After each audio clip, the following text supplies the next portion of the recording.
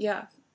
Well, I really like to read and write, and that's really general. But most of the time, I like to write news articles, and I also like to read and to analyze. A lot of times when I read, I like to relate to the story, I guess you'd say, and in a way, okay, now I'm really nervous. Oh, it's all right. I'm sorry.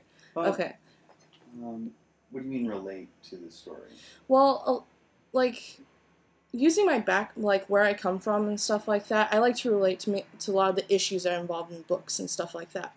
A lot of times I'll read books on like politics.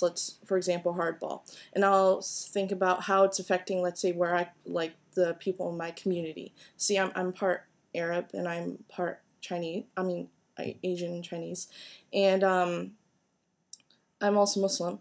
So a lot of times I try to relate it to what's going on in my community and and I try to think about how I can help my community in a way that by using books and stuff like that, because they help me get to know what society is like, what people's like, and in a way I think that'll help me benefit where my people and stuff like that, like in my religion.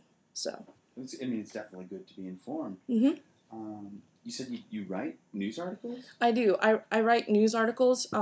In high school, I was on the newspaper for 4 years called Panther Press, and a lot of times I like to write opinion articles and stuff like that. And last year, I actually wrote an article about how Muslims are unfairly stereotyped in the media, and I used a lot of the backgrounds, let's say, from the books I've read. Like I know I'm using it a lot, but Hardball and even a lot and other commentary articles that I've read also from different newspapers and such, and I use those to express how I feel Muslims are pretty much unfairly stereotyped, and in a way that's what I want to do, in the future, is to give a better image to Muslims.